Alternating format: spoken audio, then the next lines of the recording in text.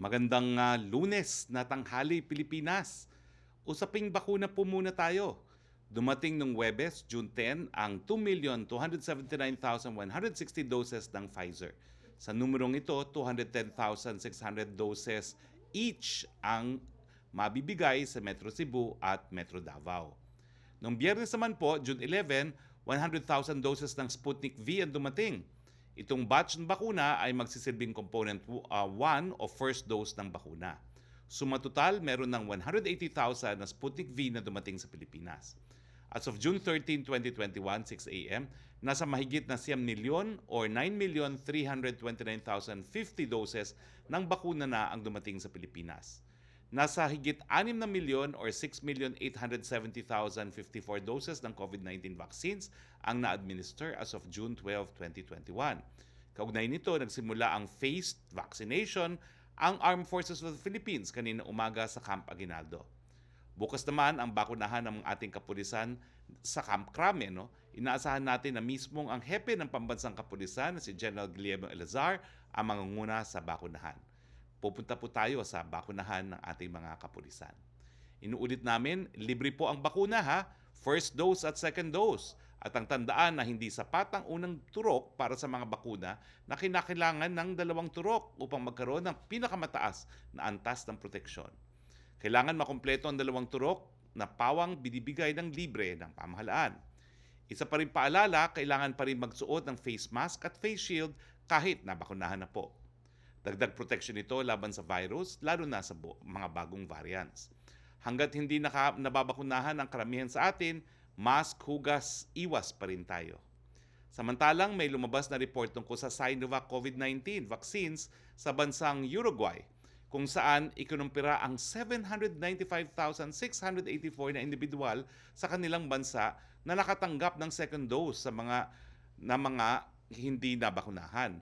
Lumabas na 95% effective ang Sinovac para maiwasan ang deaths, 92% para maiwasan ang intensive care admissions, at 61% efficacy para mabawasan ang coronavirus infections. Hindi nalalayo sa Pfizer na parehas na report ng Uruguay kung saan ang Pfizer ay 94% effective para maiwasan ang intensive care unit admissions at 78% para mabawasan ang infections. Isa lang ang pinapakita nito. Ang pinakamabisang bakuna ay ang bakunang mayroon na. The best vaccine is available vaccine. Tara na po at magpabakuna, maging parte ng solusyon. Protektahan natin ang ating sarili, ang ating pamilya, ang ating komunidad. COVID-19 updates naman po tayo. Ito po ang ranking ng Pilipinas sa mundo ayon sa Johns Hopkins. Number 24 pa rin po tayo pagdating sa total cases. Number 24 din po tayo pagdating sa active cases. Number 131 naman po tayo sa cases per 100,000 population. Meron tayong 7,302 na mga bagong kaso ayon sa June 13, 2021 datos ng DOH. Siyempre po, dahil po sa ating mga bayaning medical frontliners, 93.7% ang gumaling mula sa coronavirus. Nasa 1,232,986 na po ang bilang ng mga nakarecover. Samantalang malungkot namin pong binabalita na 22,788 na ang nabawian ng buhay dahil sa coronavirus. Ang ating case fatality rate po ay nasa 1.73%. Ano naman po ang kalagayan sa ating mga hospital sa Metro Manila at buong hospital? Sa Metro Manila, unahin po muna ang ICU beds, 46% lang po ang utilize. Ang isolation beds, 37% lang po ang utilize. Ang ating ward beds, 32% lang po ang utilized at ating ventilators ay 32% lamang po ang utilized.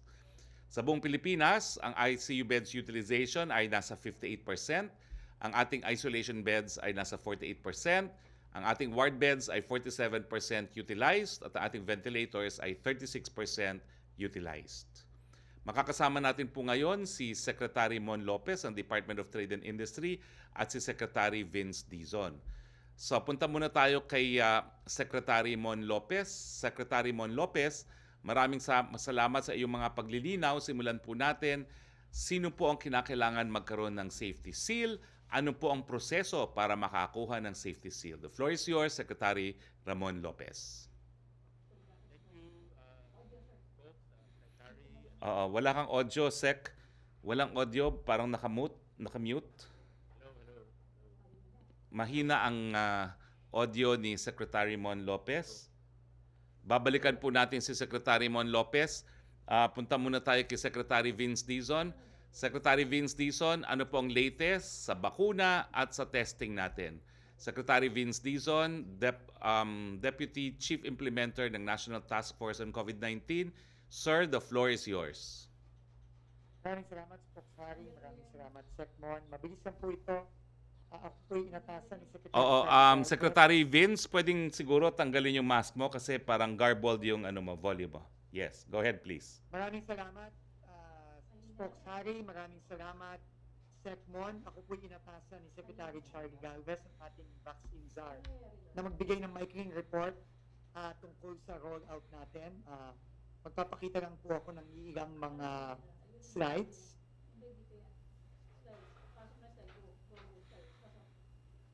Ang una pong ipapakita natin ay nung nakaraang linggo po, naka 1 milyon na naman tayong doses administered last week.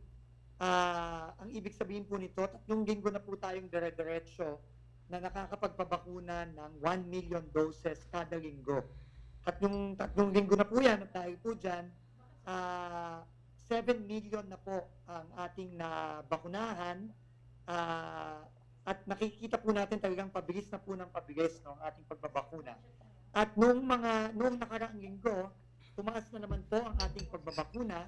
No, nag-a-average na po tayo ng close to 150,000 per day. At nakapag-peak tayo ng mahigit 200,000, no, 220,000 nung nakaraang linggo.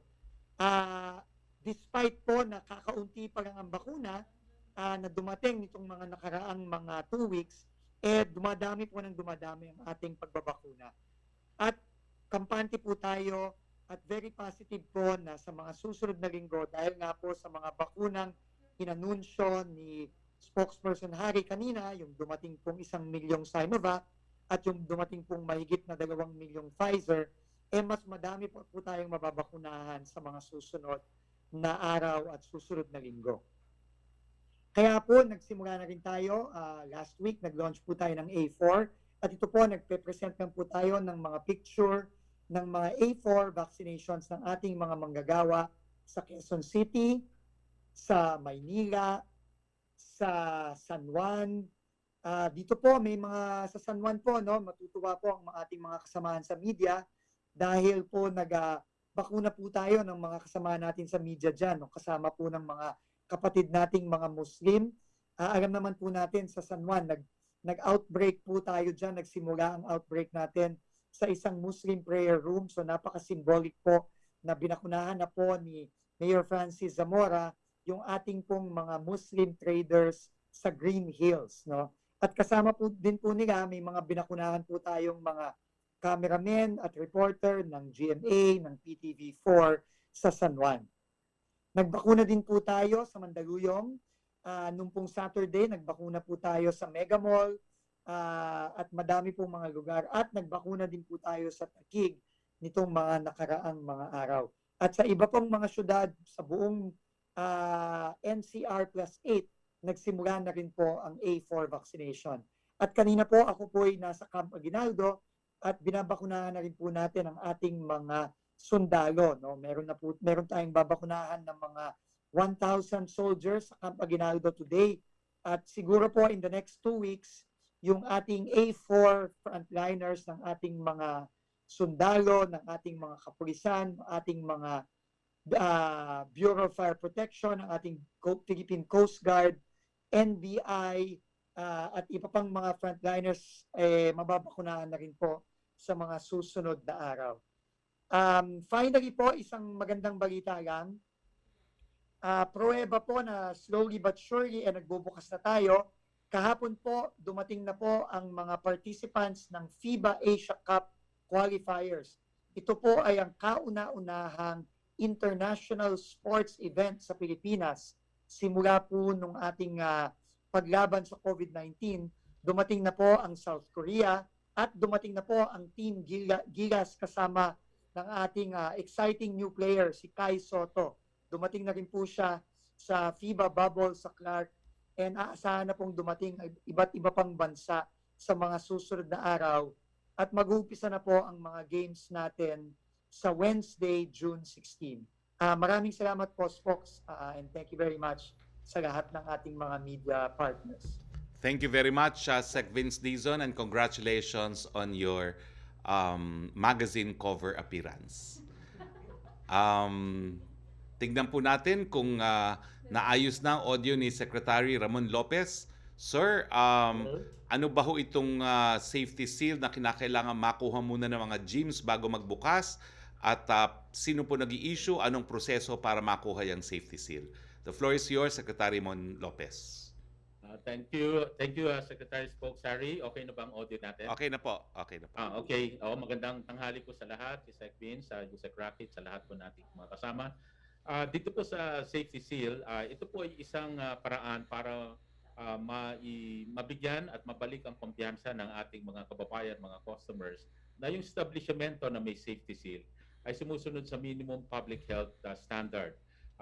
Ito po ay isang sticker na nilalagay sa labas, at ito po ay binibigay pagkatapos ng isang inspeksyon ng government agency na naka-assign sa mga establishmento na yon. So for example, dito po sa gyms, mga indoor sports, ito po ay under the inspection ng mga LGUs natin. At ang ni-require po ng IATF last Thursday ay buksan na rin po ang gyms, ang mga indoor sports, racket sports. Ito po yung ilan sa mga nahuli nating mga binuksan na mga economic activities, sapagkat dito nga po pinag-iingatan at alam naman po natin ang ating proseso na dahan-dahan, maingat na pagbubukas ng mga economic activities. Dahil po ito ay indoor, ito po ay isa sa mga huli nating binuksan. Kasabay po niyan yung mga indoor tourism. Pero pagdating po sa gym, dito po nire-require ang safety seal. At ang paraan naman po ng pag-apply ng safety seal, ito po ay online.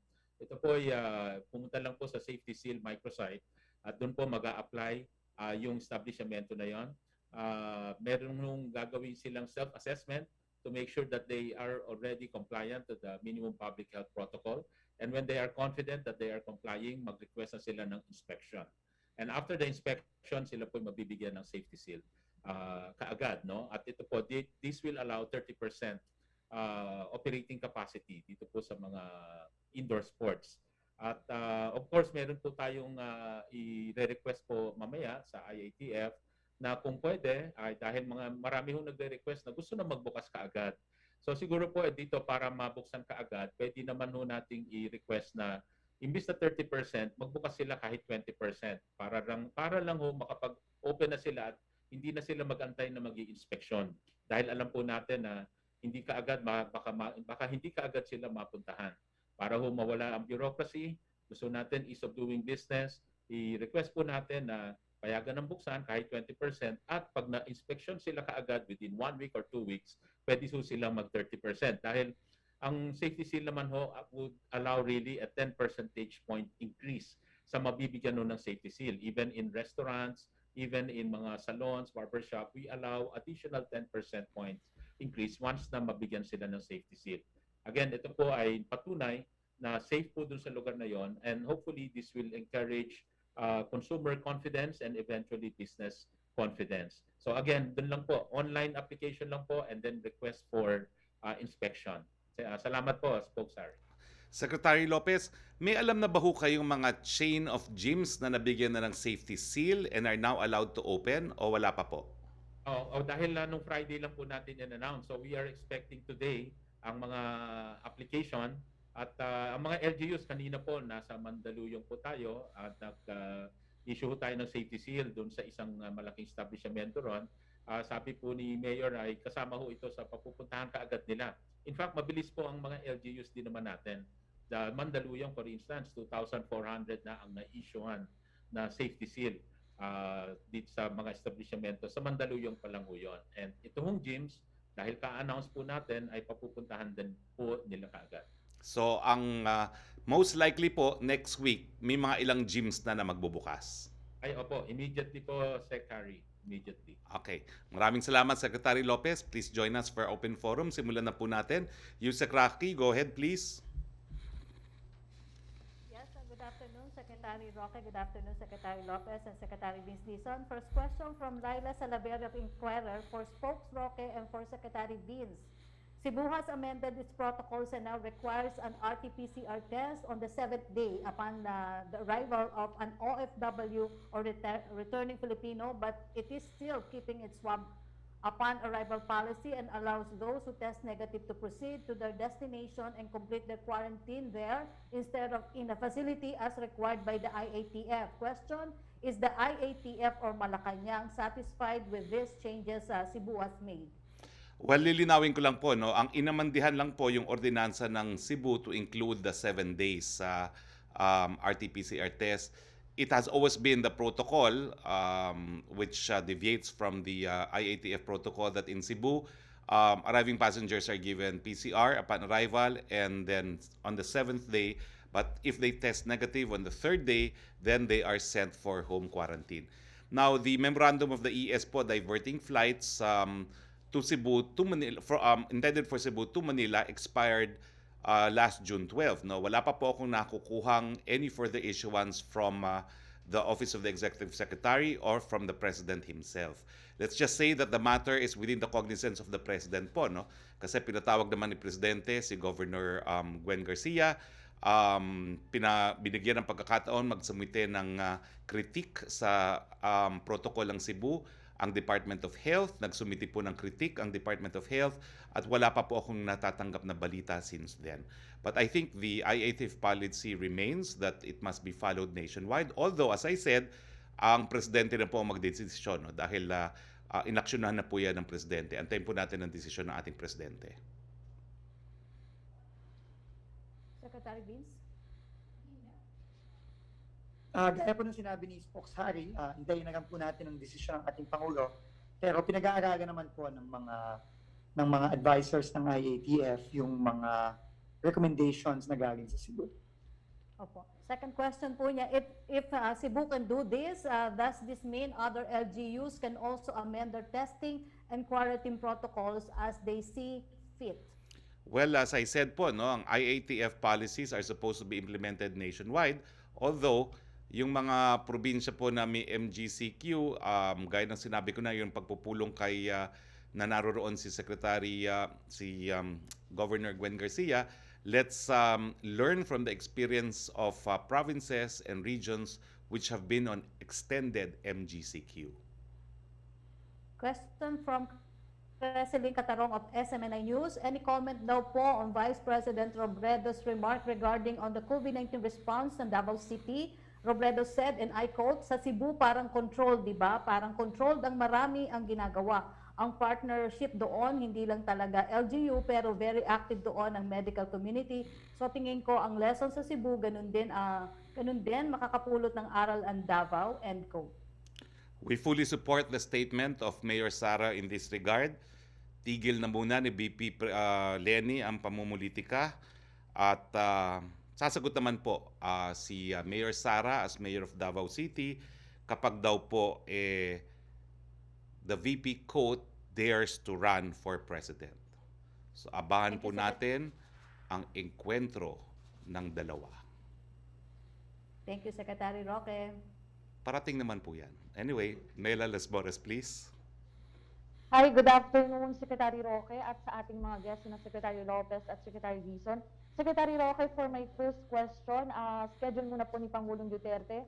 May talk to the people po ba mamaya at inaasahan po ba natin na kasama na rito yung announcement para dun sa mga lugar nga na mapapasuna yung quarantine classification? Meron pong talk to the people at aanunsyo po ng Presidente kung ano yung quarantine classification dahil mamaya rin pong hapon, isa sa pinal ng IATF ang rekomendasyon nila para sa quarantine recommendations.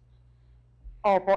Speaking of quarantine classification, Secretary Roque, may chance na po kaya na mag-MGCQ ang NCR Plus given na gumaganda na yung sitwasyon dito? And at the same time, dahil nga may mga lugar din na tumataas yung kaso, meron din po bang tsansa na magkaroon uli ng lugar na nasa ilalim ng ECQ? Well, sabihin na lang natin ang bago sumipa ang mga bagong variants na napakababa ng mga kaso sa Metro Manila, hindi pa rin nag-MGCQ ang Metro Manila. Pero ngayon po, 7,000 pa rin po ang total new cases natin. Hindi ko alam kung ilan nanggaling dun sa Metro Manila, pero mas mataas pa po yan kesa dun sa nakalipas na panahon na parang 1,000 cases na lang tayo, hindi pa rin po nag-MGCQ. So, is it likely to be MGCQ? I have very serious doubts na magiging MGCQ po yan. Is it likely na magiging regular GCQ? Most likely po, pero antayin na lang natin dahil oras na lang po ang binibilang bago po mag-recommend ang ating IATF. Now, of Okay. course, may mga areas po, may mga LGUs na nag-apela na ilagay sila sa ECQ. Well, aaktuhan din po yan mamayang hapon ng ating IATF. Opo. And panghuli na lamang po, Secretary Roque, sa isang interview, sinabi ni DOH Yusek Bong Vega na 2% pa lang ng Philippine population ang fully vaccinated versus COVID-19 dahil nga sa kakulangan ng supply nitong mga nakalipas na araw. Do you confirm this? And dahil nga po mid-year na, ang concern ng ilan at this rate, kaya po kaya talaga nga ma-achieve yung population protection ngayong taon? Kaya po, no? We do not dispute the percentage. And we never claimed na malaki na yung percentage. Basta yung actual numbers ngayon ay almost 7 million na or in excess of 7 million, and that makes us the second highest number of doses administered in ASEAN. Now, of course, iba-ibang mga populasyon, so iba-iba yung magiging porsyento at mababa ating porsyento. Pero doon sa naging ulat kanina ni Sec. Vince Dizon, tumaas na po yung ating capacity para magpabakuna. Umabot na po tayo sa 300,000 nung minsan per day at hindi po yan malayo doon sa sinasabi natin na kinakailangan natin ng 500,000 doses per day para makamit po yung population protection by December. Sec. Vince Dizon, would you like to add? Walang audio, Sec. Dizon. Tama po, Spokeshari. Nakita naman natin yung graph kanina, talagang pataas na ng pataas. Tatandaan natin, nung nagsisimula tayo, umaabot lang tayo ng 30,000 per day. Ngayon, nag-average na tayo ng 150,000 plus per day. Umaabot tayo ng mahigit 200,000 plus. Pero kagaya ng sinabi ni Spokes, dahil may dumating na maraming bakuna nung nakaraang linggo, kampante tayo na tataas pa ito sa mga susunod na araw, susunod na linggo. At pagdating ng mga bakunang padating na rin ngayong June and July, makikita po talaga natin na tataas ng tataas itong mga numero natin. Hopefully, aabot na tayo dun sa target natin na 500,000 and then tuloy-tuloy na po yan until we reach our target for 2021. Okay. Thank you so much po, Secretary Roque, Secretary Dizon, and kay Secretary Lopez. Thank you, Mela. Balik tayo kay Yusek Roque, please.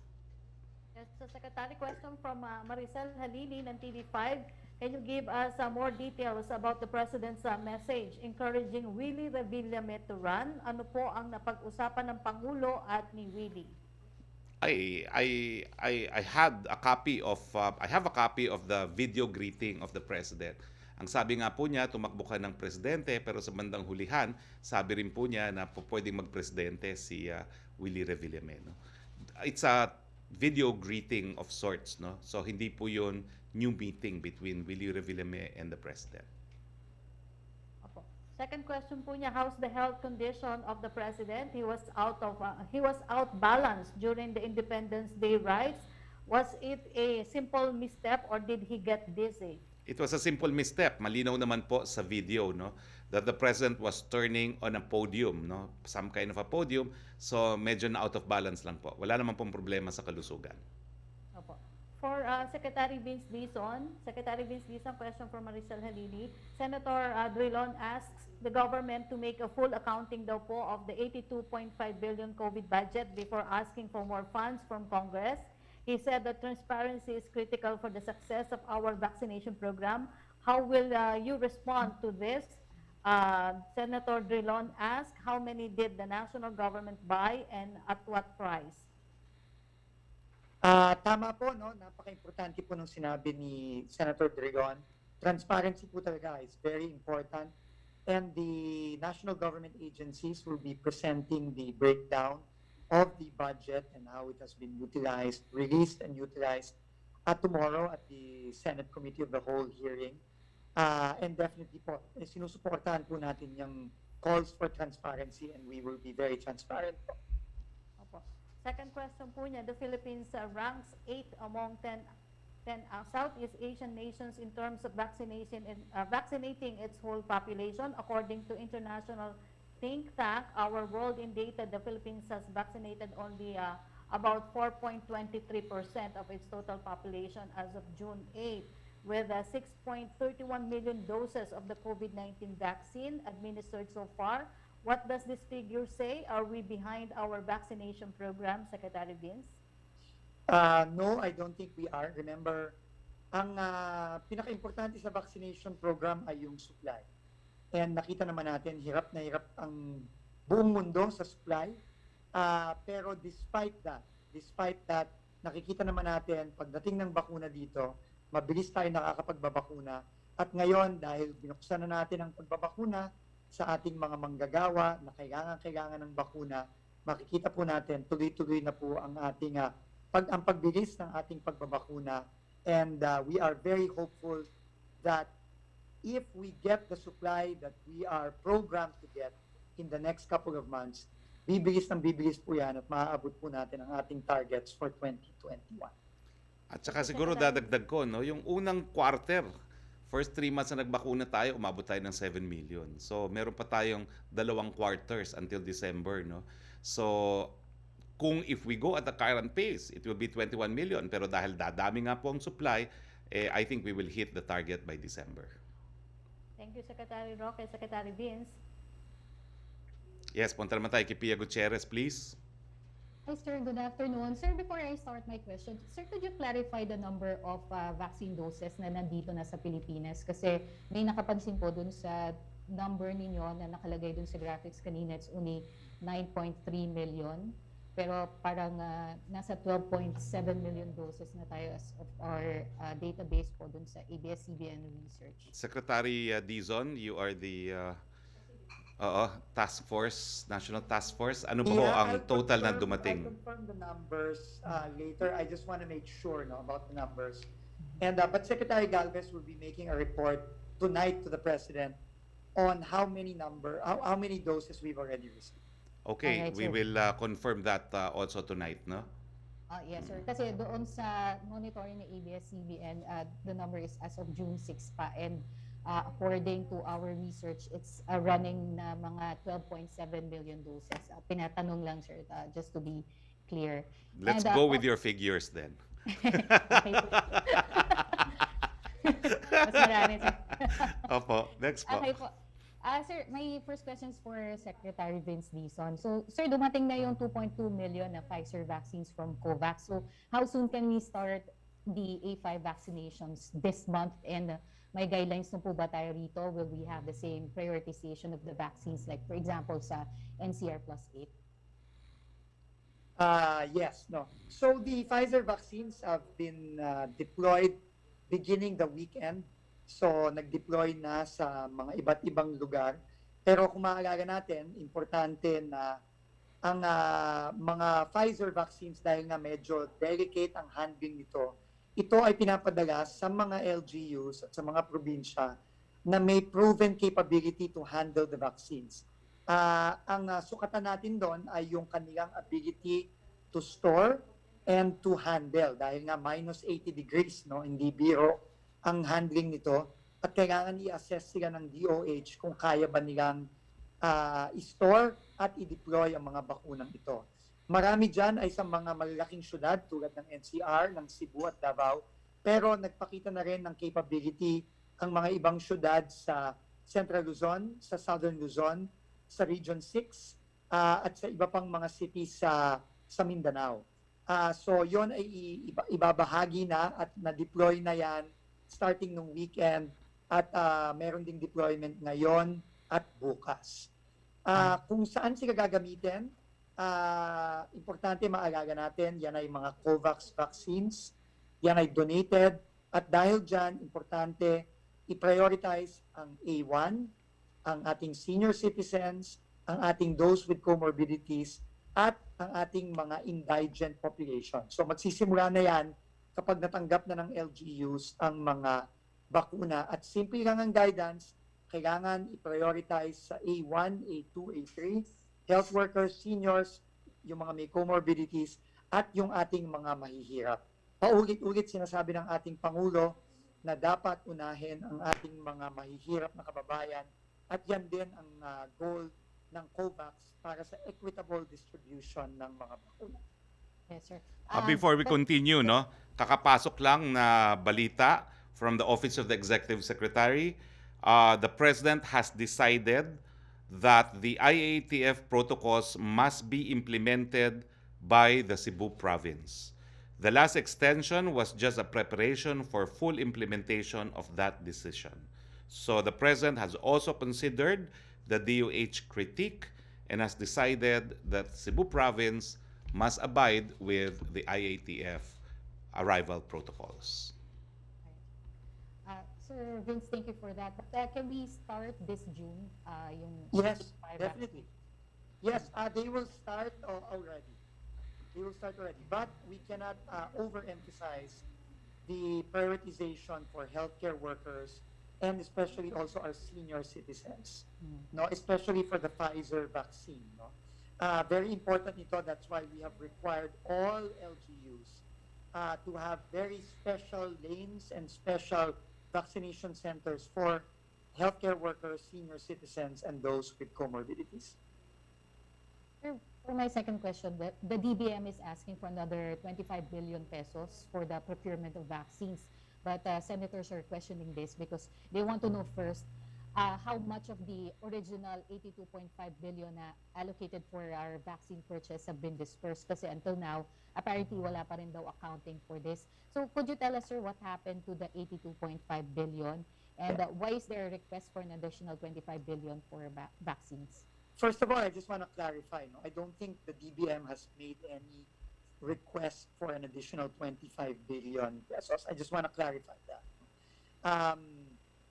However, no, tomorrow at the Senate, we will, in the interest of transparency and accountability, the DBM, the DOH, and the National Task Force will be presenting the breakdown of the budget that the Congress has approved for the vaccination program. So maybe we can wait till tomorrow at the Senate hearing for that. All right, sir. Ito naman po, third question for Spokes po. This is a question from Ina Reformina. Professor Romel Banlawi of the Philippine Institute for Peace, Violence, and Terrorism Research says tensions may possibly spark anew in Mindanao, specifically BARM, in relation to the upcoming 2022 Bangsamoro Parliament polls. He believes whether or not the elections will push through, there will be a sector that will be disgruntled. What is Malacañang's take on this, and how are we addressing and or preparing for such? Well, quoting the President in this matter, the President says that he will send his armed forces to the area to maintain peace and order. All right, sir. Maraming salamat po. Yusek Roque, please. Thank you very much, Pia. Yusek Roque, please. Yes, Secretary Roque, unahin ko na lang po yung follow-up question ni Laila Salaveria. What will the government do if Cebu will insist on implementing its own protocols? I am not aware po of what the DILG will do. Perhaps that is a question better asked from the DILG. Apo. Question from Chris Jose of Remate Online for Secretary Roque and Secretary Vince. Dahil sa malaking bilang ngayon ng mga residente ang binakunahan, bukod pa sa dinadagsa na rin ang vaccination sites ng A4 category na kinabibilangan ng essential workers mula sa pribado, gobyerno at mga manggagawa mula sa informal sector at self-employed. Malaki ba daw po ang posibilidad na isailalim na ang NCR sa normal GCQ simula bukas June 15? Kapag nangyari ito, kailangan pa rin ba ang pagsusuot ng face shield? Gaya na aking nasabi po, no, kung ang pagbabasihan po natin yung healthcare utilization rate na below 50% na ngayon, yung average attack rate, daily attack rate, and 2-week average attack rate na parehong negatibo, ay po pwede po magkaroon ng lower classification. Pero sa tingin ko po, hindi pa rin po sapat yan para sa MGCQ, pero baka sapat po yan sa normal GCQ, pero antayin po natin ang magiging rekomendasyon. Opo. Secretary Vince? Ganun din po, no? Hintayin na lang po natin ang recommendation ng IATF na base naman sa advice ng mga eksperto. Opo. Second question po ni Chris Jose for Secretary Roque. What's the palace reaction on the report that some House members hit the DOH for failing to distribute to hospitals 370 respirators donated by some firms in the tobacco industry, leaving them instead unused in a warehouse. For Deputy Speaker Rufus Rodriguez, I quote, "This is criminal negligence. These respirators could have saved lives. My district in Cagayan de Oro, which has one of the highest cases of COVID in the country, badly needs these respirators," end quote. Pinabulaan po yan ng Department of Health 2 days ago dahil yung mga dinonate na respirators po ay dineliver na sa mga ospital. Karamihan po ay mga pribadong hospital. At kakaunti lang po ang tinago ng Department of Health sa mga donated respirators na yan para i-deliver dun sa mga lugar kung saan tumataas po ang COVID-19 cases. Thank you, Secretary Roque. Maraming salamat. Punta naman tayo kay Tricia Tirada, please. Good afternoon, Secretaries. Sir, just a follow-up question dun po sa data from Our World in Data where Philippines ranked 8th in the vaccination in terms of population. But sir, we noticed that the government has been harping on, or the messaging has been focused on being number 2 in terms of the number of vaccines administered. Isn't this, in a way, sir, sort of misleading in terms of messaging? Na Certainly not. parang pinapakita po natin that we're second, but in reality, we're 8th in terms of population. Certainly not, because the same database also includes the number of doses actually given. No? So, wala pong pagkakamali doon. It's just 2 ways of looking at the numbers. One is absolute numbers, and we remain second. There is no deception. And another is a percentage number which depends on your population. Natural, 50% ng Singapore. Ilan lang naman ang Singapore? Wala pa ata silang 4 million. There's absolutely no deception when you use absolute numbers. Katotohanan lang po. Yeah, Spox, Trisha, can I just Yes, sir. Please go sigundahan ahead. ko lang yung sinabi ni Spox. No? You know, there's, I think, you know, I mean, we have to all understand. The vaccination program is dependent primarily on supply. No, and there is a global supply problem. But what the government has shown is that when the supply comes, we use it to vaccinate as fast and as many of our countrymen as possible. And when we show absolute numbers, there is no deception there. Spox is absolutely correct. We are just stating a fact that we have vaccinated now 7 million Filipinos with at least a one dose. So I think the people who try to do these things, you know, are just, you know, trying to find fault where there is no fault, where we are getting vaccines as fast as we can. Secretary Galvez is working very hard to bring the vaccines in country. As soon as they arrive in country, we will vaccinate as fast and as many of our countrymen and women as we possibly can. All right, thank you, sir. Sir, to Spokes Harry, sir, yung One Sambayan announced their nominees for president and vice president. Ano po masasabi niyo, sir, with their options? And sabi po nila, they based it on 3 things. 1 is character, 2 is competence, and 3rd is track record. What are Malacañang's thoughts about this? Well, I'm certain they'll get more votes than those who accepted the nomination.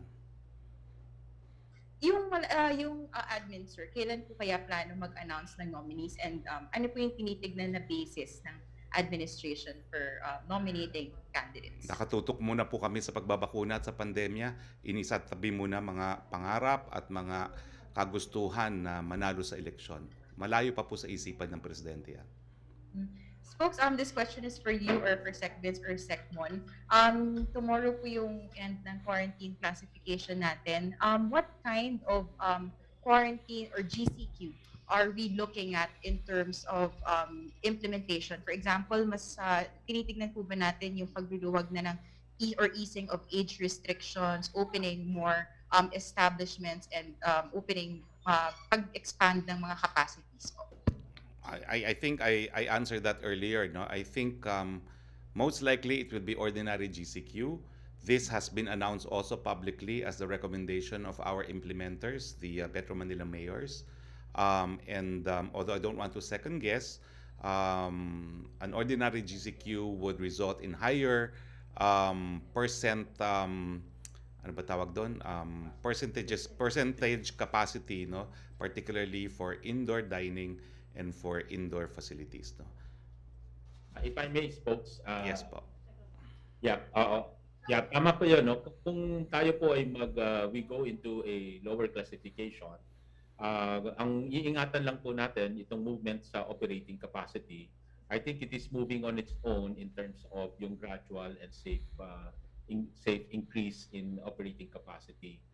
Again, because of the new variant, Meron which ba is actually a new variable dito po sa ating mga considerations. So it may not be the same GCQ as before, but certainly there is a bit of opening where we can again safely. Kaya we will just have to specify ano po ang mga operating capacity per sector, which as you know we're really watching closely. Thank you.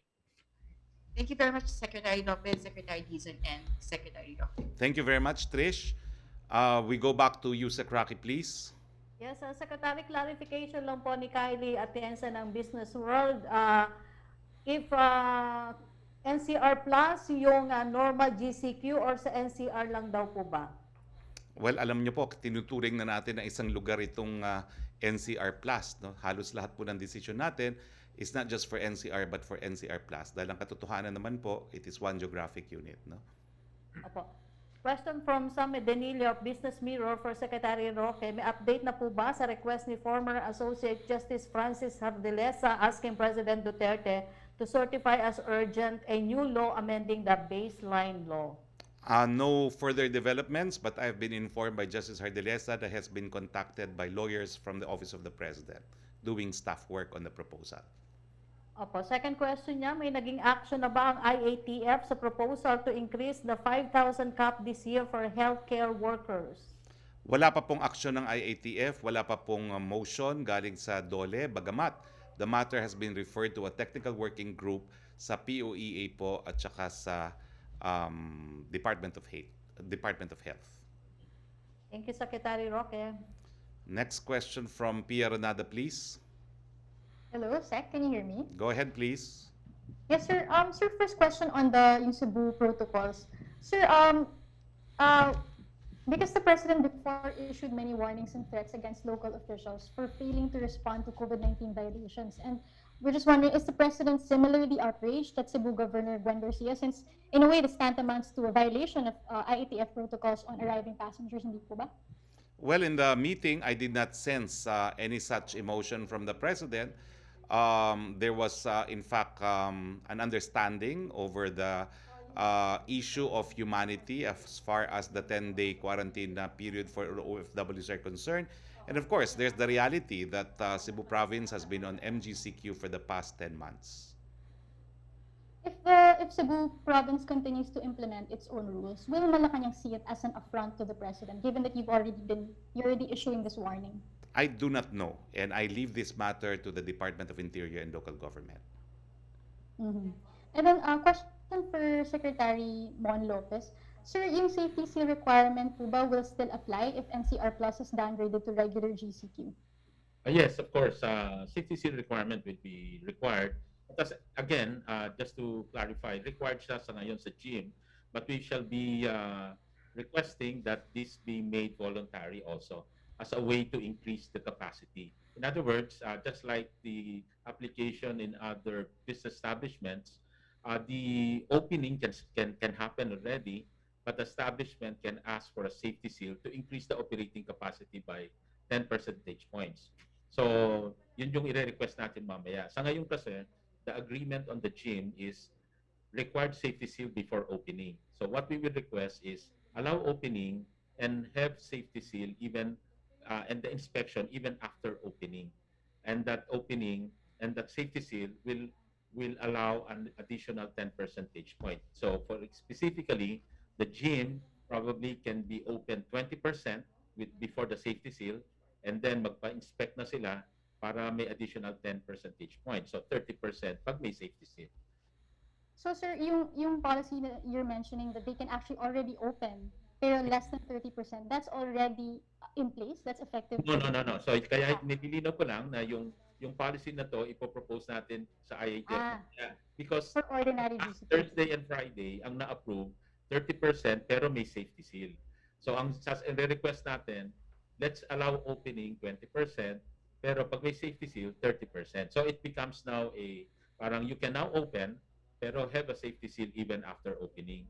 Para lang maiwasan yung yung maraming mag-request sa LGU kaagad at hindi sila maka-open hanggang hindi na-inspect. We're just trying to avoid the bureaucracy there. Pero sir, if a gym applies today and waits a week for the safety seal that they believe is required, edi baka naunahan sila ng downgrade to GCQ na ordinary, hindi po ba better to just wait for the announcement later? I mean, what do you say to people who will think that way? No.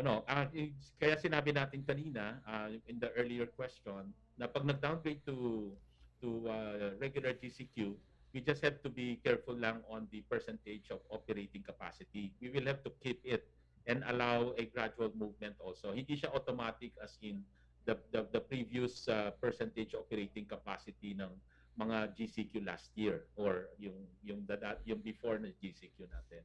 Yun ang mangyayari ngayon dito sa GCQ na to. It may allow other movement, but not on the operating capacity, especially on indoor activities. We just have to take it gradually, especially yung mga indoor. Kasi if you notice, yung mga iba namang economic sector, they're allowed na 50% or yung iba up to 100% sa manufacturing, di ba? Ang mga meron na lang controls ngayon ay yung mga indoor retail establishments. So kaya ito will have to be treated differently lang. Just to be on the safe side. Okay. Thank you, sir. Thank you very much, Pia. Balik tayo kay Yusek Roque, please. Opo, Secretary, pahabol lang from PTV, can we ask daw if there are any plans to ease rules on those who have been fully vaccinated in terms of travel and going out to restaurants, events, movies, etc.? Any plans to have a standard vaccination card good for international travel for Filipinos? Lahat po yan ay pinag-aaralan. No? We are in the process always of reviewing arrival protocols at meron pong mga small group na pinag-aaralan na po yan. Antayin na lang po natin ang desisyon. Opo.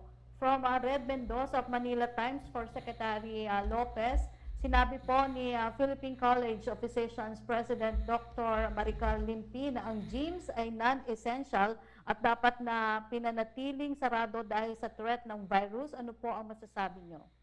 Well, ang gyms po ay actually essential po, especially for physical fitness, wellness program. So it's essential. Kaya lang po siya na inuli in the order of priority because of its indoor operation and possible a bit of a risk as they share equipment. Pero nagsubmit po sila ang industriya ng mga minimum health protocol na mas mahigpit po. No, kaya very carefully po yan binuksan. Kaya nga po nire-require natin sila ngayon na may safety seal at sigurado yung pagbukas ng minimum public health protocol will be required. Isa pa yung ventilation will have to be improved. No, sisiguraduhin po yan. Pero as to its essentiality, many, and I guess all, especially those who are really trying to get their exercise in gym, will say na talagang essential po ito. At marami pong essential also in the economy, although not as big as mga restaurants and other retail establishment, they still account for about 22,000 workers, which was part of the consideration why they were also opened and allowed in the decision last Thursday's IATF. Well, as a person with diabetes and with coronary heart disease, my doctor has really advised me to exercise, and a gym is absolutely indispensable because I don't have the space at home, no, for the necessary exercise. Second question po, Secretary Mon Lopez, sa regular na GCQ ba, if binalik ito sa Metro Manila, kasama ba dito ang sine, amusement centers at iba pang leisure activities? Marami na ang naapektuhan daw po sa sektor na ito at sinabi sa isang hearing na nalulugi na raw ang film producers dahil sa hindi pa rin available ang mga sine sa Metro Manila. Yan po, I think Yusek Roque, just like before in the discussion when this was being considered for reopening, this will really have to undergo more studies, no? Kasi ito nga yung the risk inside in a dark place like a cinema, ito yung mga kailangan tingnan din natin. And the issue on ventilation, of course, will be there. So kailangan lang talagang pag-aralan ito. ng mas mabuti.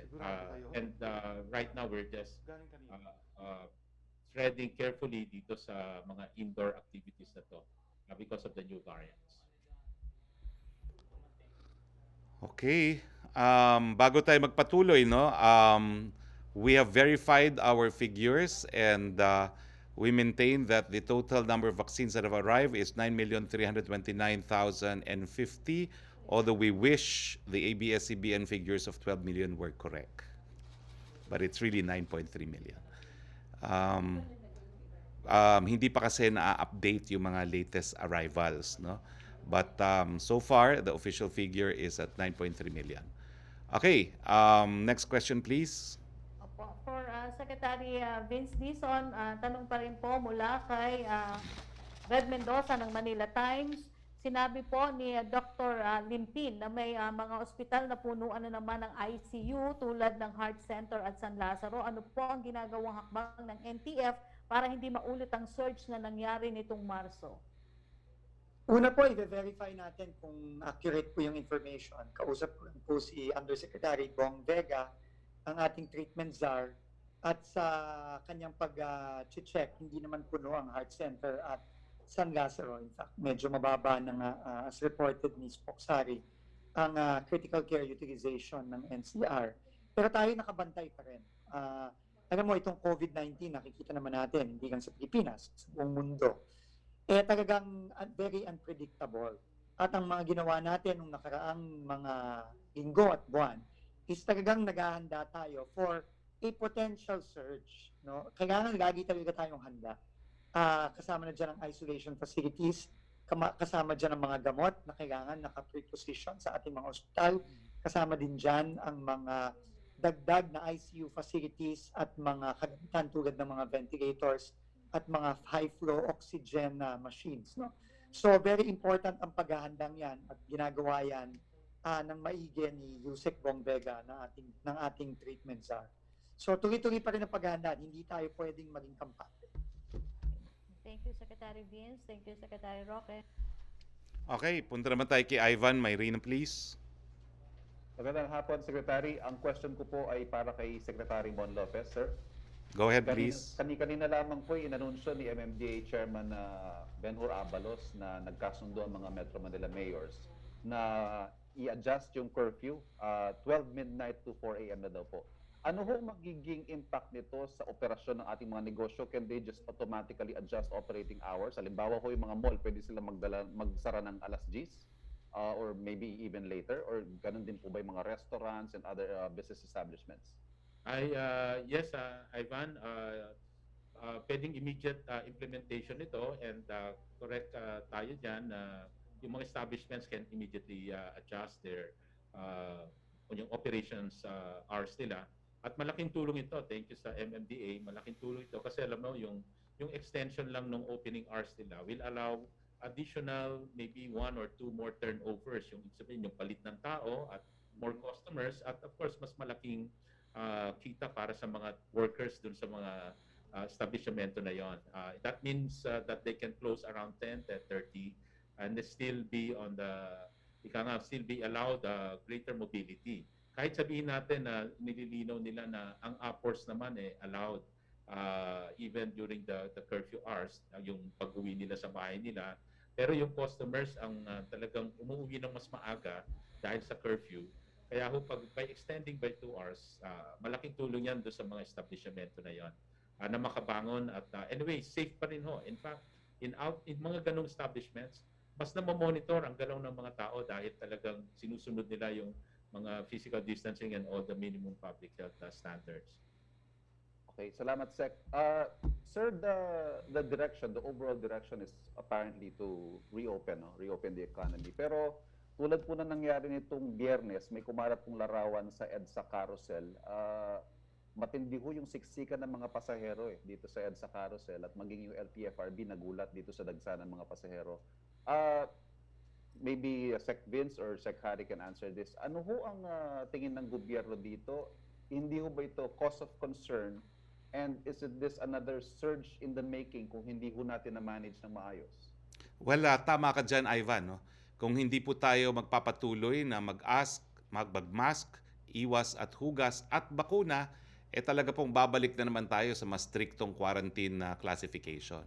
Ang pakiusap po natin, ingat buhay po para sa hanap buhay.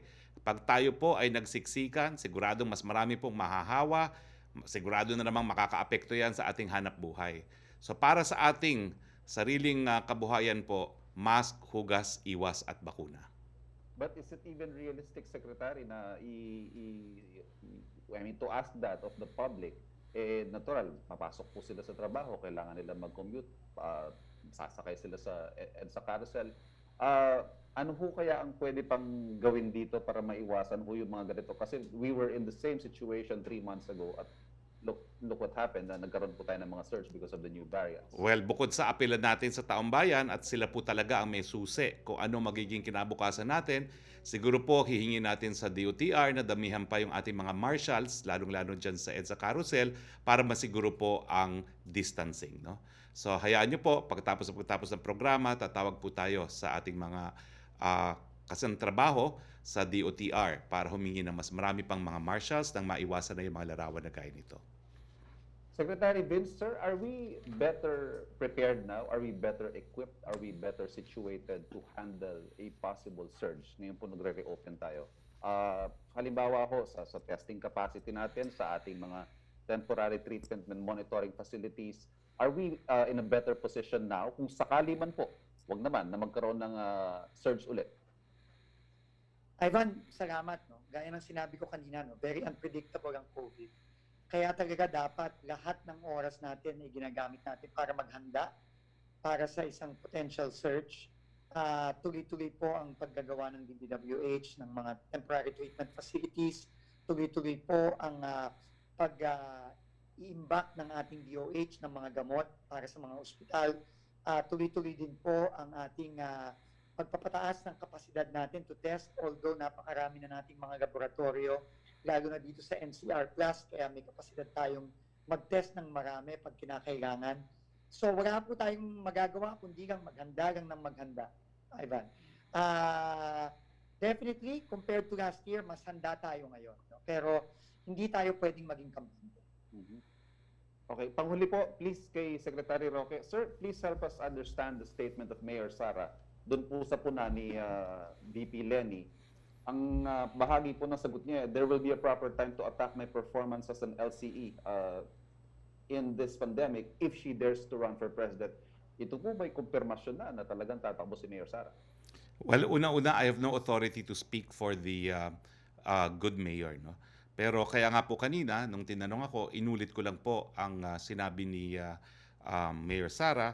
At kung itatagalog po natin ito, sinasabi po niya na merong pagkakataon na siya ay umatake sa aking performance as LCE kung siya ay susubok na tumakbo para presidente. Hayaan ko na po ang taong bayan ang mag-interpret kung anong ibig sabihin ni Mayor Sara because I have no authority to interpret it for her. Pero sinabi niyo rin po kanina na antayin natin ang kanilang pagtutuos. So magtutuos po sila kung tatakbo nga si Mayor Sara. Let's just say that there is a wish on many na magtuos, pero the actual answer, si Mayor Sara po ang makakasagot lamang. Secretary, sirs, thank you very much. Maraming salamat, Ivan. Punta tayo kay Yusek Roque again. Yes, Secretary, yung unang tanong ni Rosa Licos ng UNTV, nasagot niyo na po yung reaction sa declaration ng nominees ng Isang Bayan. Yung second, kapareho po ng tanong yan with Maricel Halili ng TV5. So yung second question po niya, kasama ba sa COVID vaccination program ng bansa ang foreigners, yung may mga permanent residency na at matagal na nagtatrabaho sa Pilipinas? How about yung mga pupunta dito bilang turista, kung papayagan na in the future, ay kasama rin sa pwedeng mabakunahan ba daw po?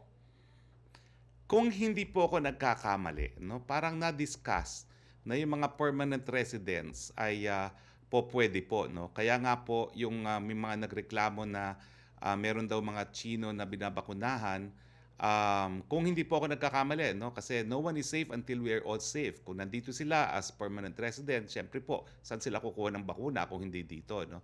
Pero mga turista, hindi pa po kasama sa mga mababakunahan.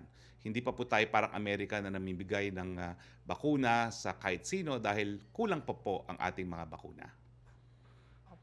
Thank you, Secretary Roque. Maraming salamat po. Last po, Melo Acuña. Good afternoon, Secretaries. My first question for you, Secretary Harry. Napirmahan na kaya ni Presidente Duterte yung extension ng amnesty for real estate tax as proposed by both houses of Congress from June 14, 2021 to 2023? Natanggap po ng Office of the President yung komunikasyon galing sa Kongreso nung 9 at wala pa pong desisyon, no? Pero sigurado pong madidesisyon niyan dahil hanggang kailan ba yung 14? Today na ba yon? Hanggang today lang po yan, no? So antayin po natin ang desisyon. Baka naman mamayang gabi maanunsyo na ng Presidente sa kanyang Talk to the People. So ano pong advice niyo doon sa magbabayad? Magbayad na ba o maghintay ng desisyon?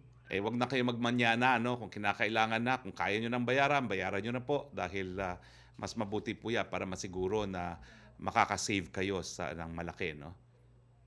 Opo. Para kay Secretary Mon Lopez. Secretary, good afternoon. Ano? Ano po ang inyong comparison ng Pilipinas sa mga kalapit bansa natin sa ASEAN kung bilang ng mga bahay kalakal na nagsara dahil sa COVID? At ano ring mga kalakal ang umunlad o yumabong dahilan sa COVID? Would you have any idea about this, Mr. Secretary?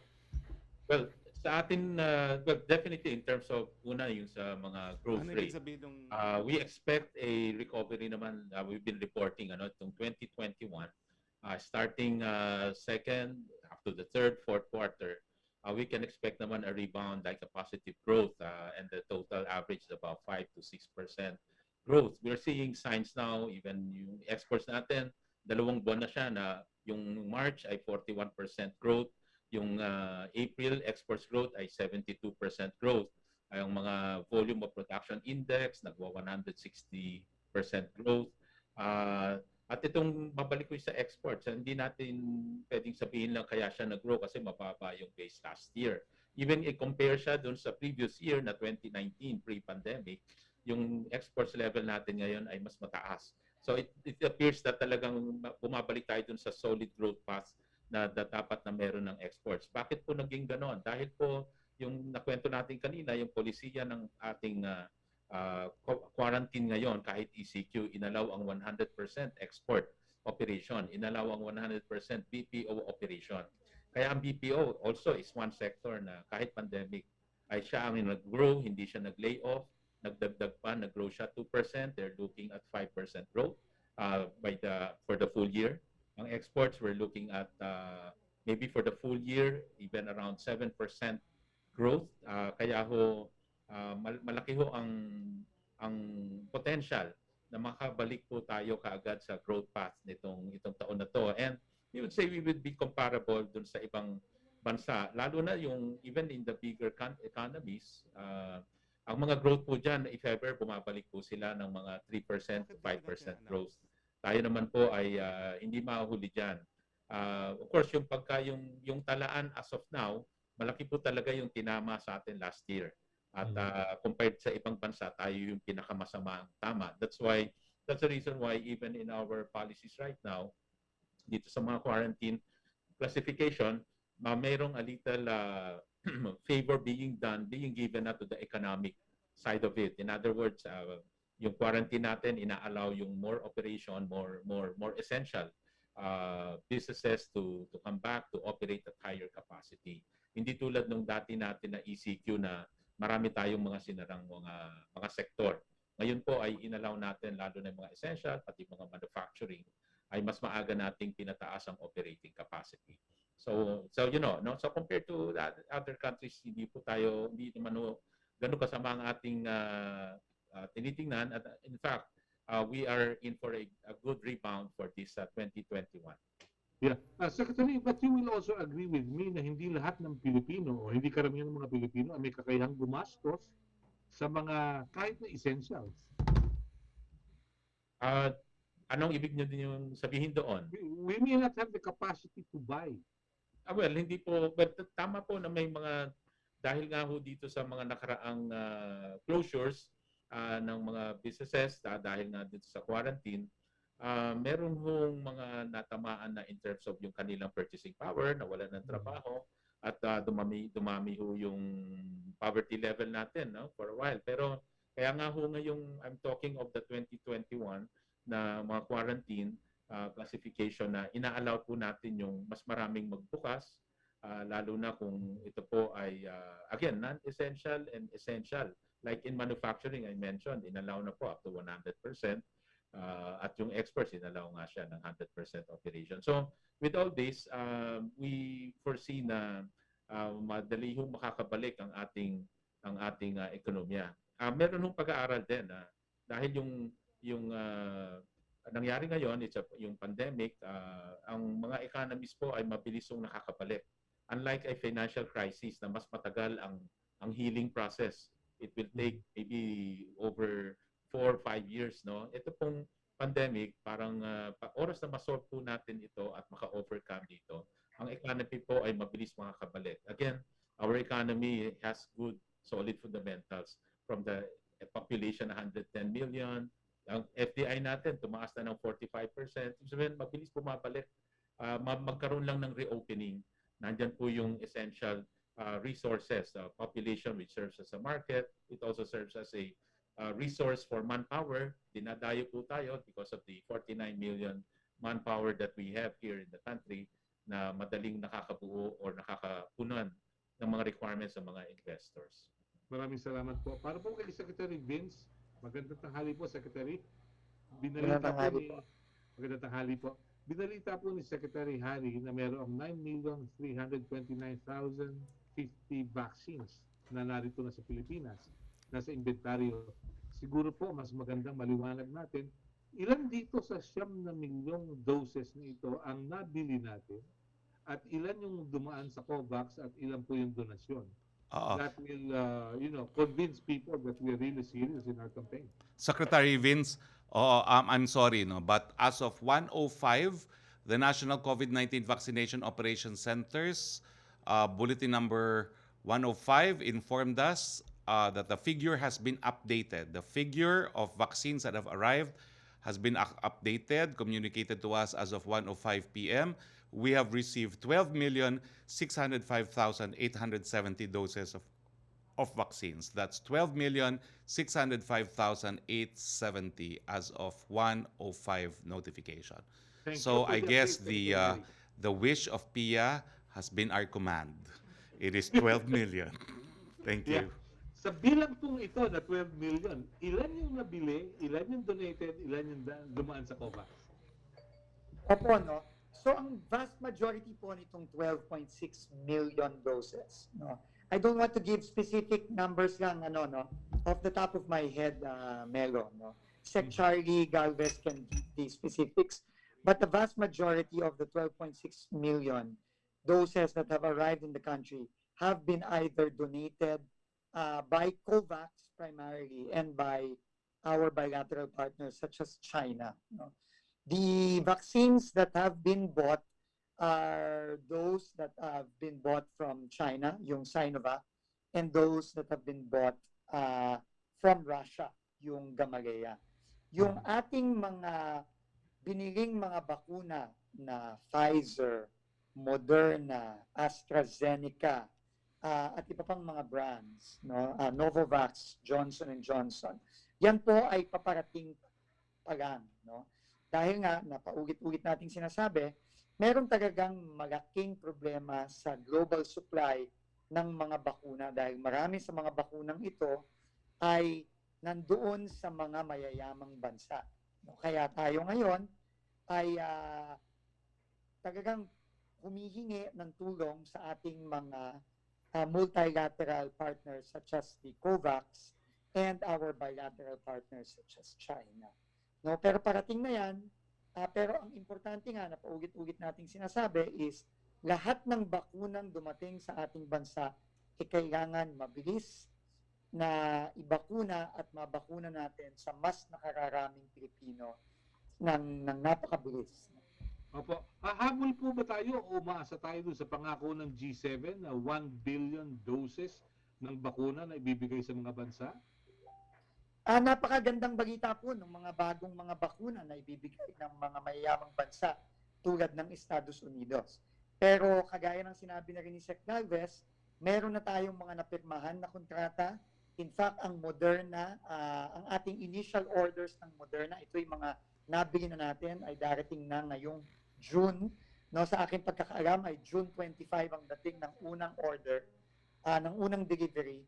At magsisimula na yan at tuloy-tuloy na po yan sa mga susunod na buwan. Pero syempre, lahat ng bakunang makukuha natin ay dapat tanggapin natin ang tanggapin para mas marami tayong mabakunahan ng mas mabilis. Would you rather join the call of other countries for these powerful countries, rich countries, to We have just already- allow us to produce the vaccines by maluwag yung kanilang mga patents? Opo, I think kasama ang Pilipinas sa call na yan. Na luwagan ang itong mga regulasyon sa pag-produce ng mga vaccine. Pero syempre, Melo, matagal pa yan. No? Hindi ganun kadaling mag-build up ng capability para mag-produce. Pero very welcome yan.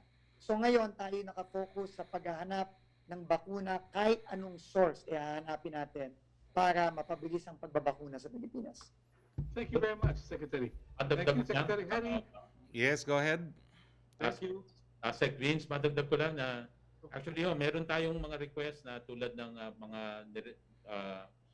pinasok natin sa mga discussion sa APEC na nakaraang linggo na kung saan ay sana magkaroon ng mas maluwag na pag-allow yung voluntary licensing na bigay ng mga patent holders. Kung hindi man magkaroon ng special compulsory licensing na kung saan ay i-allow ang mga developing countries na magkaroon ng manufacturing capability para lang madagdagan ang pag-produce kasi globally talagang may shortage or hindi sapat ang production ng vaccine versus the total demand globally. Kaya isa hong pinag-uusapan yan sa mga international discussions na magka-allow ng vaccine production sa developing economies at even temporary lang. No, dito naman sa atin nabalita na siguro na tinutusan po tayo ng ating Pangulo na magkaroon ng green lane para sa mga manufacturing ng vaccine dito. Kaya po yun po ay iginawa na rin ng interagency kasama po ang DTI, DOH, of course pamumuno ng ARTA. Nagkaroon tayo ng mas mabilis na proseso na para sa mga magma-manufacture locally ng vaccine. I think 20 days na lang ang FDA assessment period evaluation para dito sa mga mag-produce dito locally ng vaccine. So isang magandang balita yan. Right na may mga 8 na mga kino-consider na mga possible manufacturers, local manufacturers of vaccine in the country. Thank you, Secretary. Thank you. Thank you po. Yes, Yusek Roque, please. Yes, unahin Thank ko you na very po much, Melo. unahin ko na yung tanong ni Joseph Morong ng GMA News para kay Secretary Roque and Secretary Vince. Iloilo, Butuan, Tacloban, and Polomok have seen high new cases and increases in healthcare utilization. What are we going to do with these places? Some of these areas are already on MECQ. Sang-ayon na rin po sa kagustuhan ng ating presidente, yung mga lugar po na tumataas ang kaso, mabibigyan po sila ng mas maraming alokasyon para sa mga bakuna. At I'm sure si Sec. Vince will also send additional testing kits and antigen tests to these areas. Can you confirm this, Secretary Vince? Tama po, Spoksari. In touch po tayo kay Mayor Jerry Treñas ng Iloilo at sa ibang mga syudad sa South Cotabato tulad ng Pulamurok at iba pang mga area sa Caraga region tulad ng Butuan. And lahat po ng kayang ibigay ng national government in terms of support, kasama na po dyan ang mga dagdag na bakuna, ibinibigay po natin. Kasama na rin po ng iba't iba pang mga kailangan nila para labanan itong current surge. Secretary Vince Dumaguete daw po says the rise in their area is due to the easing of restrictions and the lifting of the requirement of RT-PCR test. Can you comment please? Ang lahat po ng LGU ay may kakayahan at may authority na mag-impose ng mga requirements sa entry. So ano po yan? No? Yung mga ibang LGU po, lalo na sa travel ng mga classification, no? From say more stringent to mas maluwag, pwede pong mag-require ang ating mga LGU ng dagdag na restrictions. Opo. Secretary Roque, last two questions from Vic Tahod of SMNI News. Komento daw po regarding sa sinasabi ng Pangulo kaugnay ng pag-expose sa oligarkiya ng bansa ay kanyang greatest achievement gaya ng ginawa niya sa pagbabayad ng utang ng PAL. Well, tama po yan. No? Hindi lang po yung pangungutang ng PAL, kundi nandyan din po yung water concession contracts na nabago na at natanggal na po yung mga probisyon na hindi po pabor sa ating mga kababayan. No? Bukod pa po dyan, talaga naman pong pinamahagi ni Presidente sang-ayon sa batas yung mga lupa sa mga walang lupa. Diyan po sa Boracay, binigay po niya ang malaking kabahagi ng lupa doon sa mga katutubo na meron talagang titulo dyan sa Boracay. No? So marami pa po yan. No? At tama po si Presidente dahil siya lang talagang Presidente na siguro kasi hindi tumanggap ng pera sa kanyang eleksyon galing sa oligarchs ay nakagawa ng mga pulisiya para makabuti po sa nakakarami at hindi lang po sa oligarkiya. Opo, ang second question po niya, to date, ano daw po ang nagawa ng Administrasyong Duterte para sa internet improvement? Well, una po, no, napakadaming mga permits ang na-issue na natin dahil nga po ginamit natin yung mga special powers ng bayanihan. Nagkaroon po tayo ng 294% increase in the number of permits na na-issue po, no, para magtayo po ng infrastructure. Bukod pa po dyan ay napataas din po natin yung speed at ito po isang ayon po dun sa UCLA na nagme-measure po ng speed. At meron na po tayong 9,214 na free Wi-Fi sites at gaya ng aking nabalita na dati pa po ay binawi na po natin yung kontrata na binigay ng isang UN agency sa isang foreign contractor para mapabilis po yung rollout ng free Wi-Fi sites. Pero in terms of speed, in terms of infrastructure, in terms of Wi-Fi sites, napakadami naman pong progreso. Opo, may pahabol lang for Secretary Vince. Secretary Vince, kailangan daw po ba daw na kunin yung PhilHealth number sa Aray at Pampanga daw po kasi kinukuha ng LGU. Yung PhilHealth number pag magpapabakuna, libre naman daw po. Hindi po kailangan ng PhilHealth number. Pakisabi po, sasabihan po natin ang mayor ng Arayat na hindi po kailangan ng bakuna. Ay, hindi po kailangan ng PhilHealth number. Maraming salamat po, Hindi po Secretary. requirement yan. Okay, since wala na tayong mga katanungan, nagpapasalamat po tayo sa ating mga panauhin, Secretary Ramon Lopez, Secretary Vince Dizon, maraming salamat Yusek Roque, maraming salamat sa ating mga kasamahan sa Malacañang Press Corps. Sa ngalan po ng ating Presidente, Rodrigo Roa Duterte, ito po ang inyong spokesperson, Harry Roque, nagsasabi, hindi na po tayo kulang sa bakuna, ha? Ang kinakailangan na lang, pumunta tayo sa mga vaccination centers, matapos magrehistro, magpabakuna nang magkaroon ng proteksyon sa ating sarili at sa ating mga mahal sa buhay. Magandang hapon, Pilipinas.